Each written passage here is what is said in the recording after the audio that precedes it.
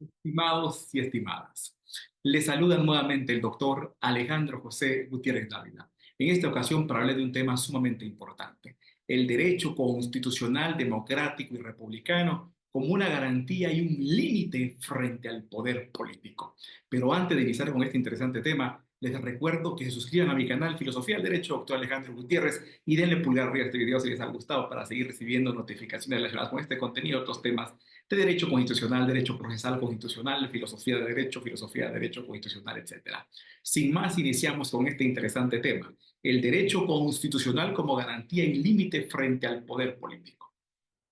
Muy bien, para iniciar es necesario recordar que hay una rivalidad entre el derecho y el poder. Hay una dialéctica dicotómica entre derecho y poder.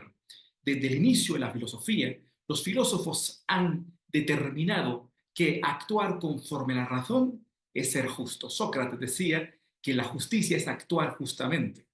Aristóteles decía, por ejemplo, que la justicia es actuar bajo racionalidad, dar a cada quien y a cada cual lo que le corresponde, su derecho. Platón decía que ser justo, ser racional, es ser gobernado por la justicia. Muy importante. Hay que dar cuenta que la justicia es racionalidad y el derecho es hacer lo justo. El derecho es jus, lo justo, hacer lo justo. Hay que dar cuenta que el derecho es racionalidad, mientras que el poder es irracionalidad. La voluntad de poder es irracionalidad.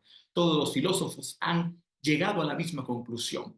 Desde la época de Sócrates vemos una dialéctica cuando fue acusado Sócrates por las clases pudientes de Atenas, en donde la polis de la irracionalidad se enfrenta a la racionalidad socrática. Ahí vimos entonces la voluntad de poder e irracionalidad, la voluntad de dominar frente al derecho, que es hacer lo justo, y la justicia es racionalidad. ¿Por qué? ¿Por qué la justicia y racionalidad? Porque la racionalidad implica someterse a las ideas.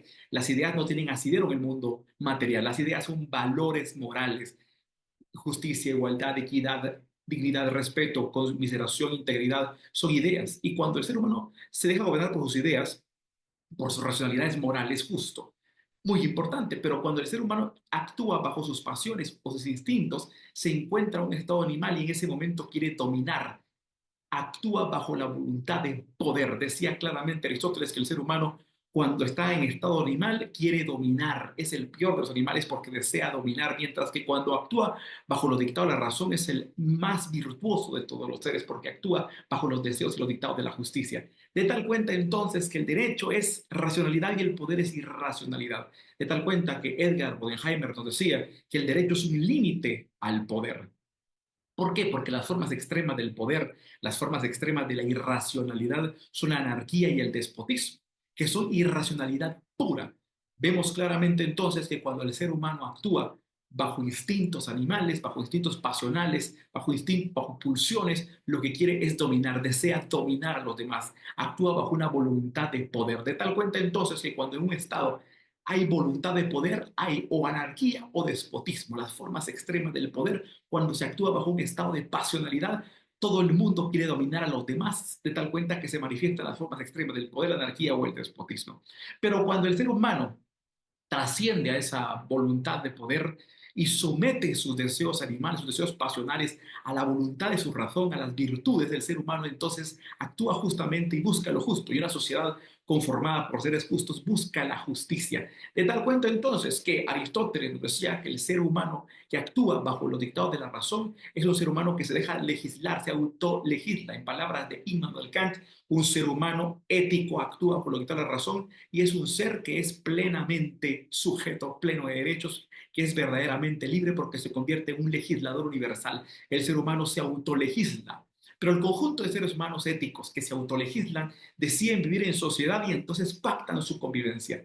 Hacen un pacto y en ese pacto colocan esos valores morales por medio de los cuales se autolegislan para actuar en justicia y deciden que esos valores se conviertan en valores generales de observancia para toda la sociedad. Y esos valores generales entonces son los valores de justicia. Valores de cuando habitan en el ser humano como sus derechos naturales son valores morales, pero cuando se quedan plasmados y consagrados en el pacto constitucional se convierten en valores generales, en valores jurídicos. De tal cuenta entonces que la sociedad, una vez organizada bajo un pacto institucional que se fundamenta en esos valores jurídicos, en esos valores generales como derechos naturales inherentes a la persona humana, lo que busca es una sociedad justa, un Estado justo. Y así las cosas, nace el derecho constitucional. El derecho constitucional es aquella rama del derecho que lo que busca es regular la convivencia armónica en la sociedad, garantizando los derechos naturales en calidad de valores superiores y organizando la estructura del Estado, sometiéndola a esos derechos naturales para que estos sirvan de límite y parámetro de justificación de todo el ordenamiento jurídico. Así las cosas, los organismos de Estado tienen que someterse a esos valores naturales, a esos valores constitucionales. A través de la historia, una vez nace la Constitución, como un pacto de los seres humanos libres, es un pacto para limitar el poder. La Constitución política, entonces, es un pacto de un conjunto de seres humanos libres y dignos que se dejan gobernar por la razón, que tiene como objetivo limitar el poder, estructurar la sociedad, garantizar los derechos humanos como valores superiores y someter al Estado como un instrumento al servicio del pueblo.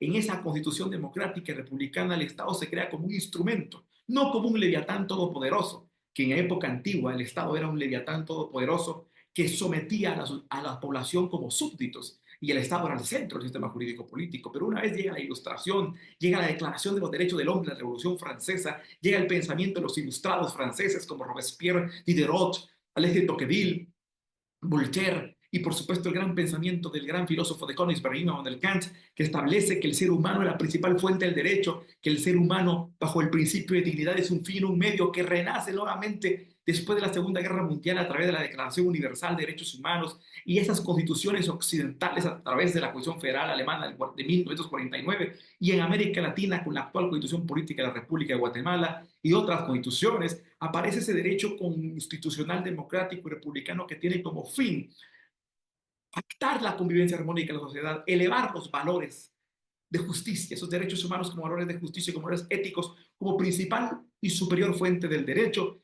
y que la Constitución como pacto de convivencia se convierta en la principal y máxima fuente del derecho para someter, para crear al Estado como un instrumento al servicio del pueblo, de tal cuenta que sustituye al Estado por la persona humana. Y ya no es el Estado el centro del sistema jurídico, sino que ahora es la persona humana el centro del sistema jurídico. Se convierte en una cohesión humanista. Los derechos humanos son la principal fuente del derecho. Y todas las leyes tienen que someterse a la soberanía de los derechos humanos. Todos los reglamentos tienen que someterse a la soberanía de los derechos humanos. Todas las resoluciones judiciales tienen que someterse a la soberanía de los derechos humanos, a la supremacía de los derechos humanos. De tal cuenta que las leyes, reglamentos o resoluciones jurisdiccionales o administrativas que disminuyan, tergiversan o restringen esos derechos humanos en calidad de valores universales reconocidos como valores supremos en el pacto constitucional, si los contradicen esas leyes a esos valores, a esos derechos naturales, serán nulas de pleno derecho. ¿Por qué? Porque el ser humano es el centro del sistema jurídico. A través de la historia vemos cuando se organiza Inglaterra en el año de 1688, al rey lo someten a un pacto, al Bill of Rights, a la Declaración de Derechos. El rey quiere retomar sus funciones y le dicen, está bien, puede retomar sus funciones, pero se va a tener que someter a una declaración de derechos, el derecho limitando el poder, Bill of Rights, 1688. En la Revolución Francesa, el rey quiere continuar con sus funciones, está bien, le dice, pero tiene que someterse a la Declaración de los Derechos del Hombre. El derecho sometiendo a la política, el derecho sometiendo al poder.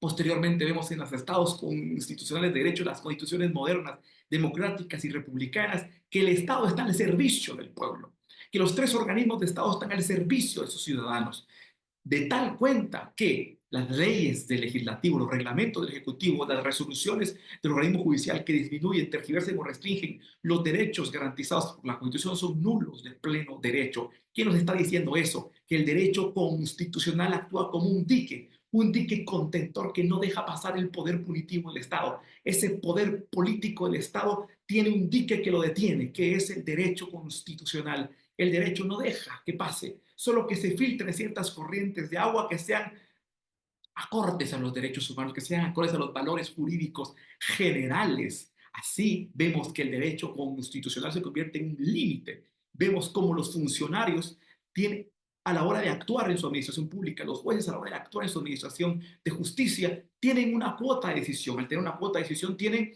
la facultad de decidir, tienen el poder de decisión, así que tienen una fracción de poder. Los funcionarios administrativos, los funcionarios jurisdiccionales tienen una fracción de poder, pero el derecho los limita, no los deja actuar más allá de lo que la competencia constitucional les permite. Principio de legalidad, principio de juridicidad, principio de debido proceso, de audiencia, principio de respeto a los derechos humanos, están amarrados por todos lados, están limitados de tal cuenta que no pueden actuar más allá de las competencias constitucionales y legales y no pueden saltarse los límites. Pero en la eventualidad que se salten esos límites legales o constitucionales, entonces el propio pacto constitucional le ha otorgado dientes a los ciudadanos, le ha otorgado instrumentos y herramientas a los ciudadanos para frenar ese poder que son las garantías constitucionales del amparo, la exhibición personal, la inconstitucionalidad de carácter general, la inconstitucionalidad en caso concreto. Son instrumentos, dientes que tienen los ciudadanos que el propio pacto constitucional les da para frenar el poder, para neutralizar cuando alguien o algún funcionario quiere actuar arbitrariamente. El amparo actúa entonces cuando un funcionario administrativo jurisdiccional se salta los límites y quiere actuar arbitrariamente. El ciudadano tiene la garantía del amparo para frenarlo.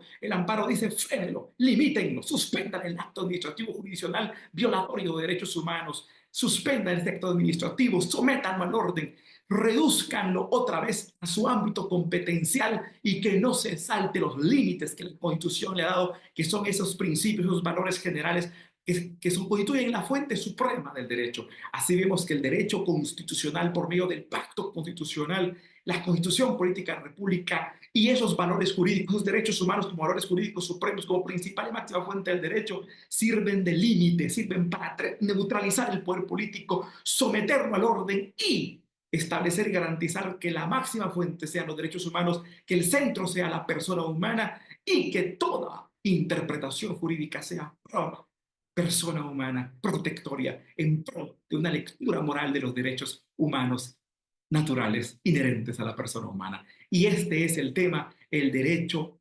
constitucional, democrático y republicano como garantía y como límite del poder político. Si les ha gustado este tema, los invito a que suscriban a mi canal Filosofía del Derecho, doctor Alejandro Gutiérrez, y denle pulgar arriba a este video para seguir recibiendo notificaciones relacionadas con este contenido y otros temas de derecho constitucional, derecho procesal constitucional, filosofía del derecho, filosofía de la constitución, etcétera. Así que fue un gusto compartirles. Saludos a todas y a todos.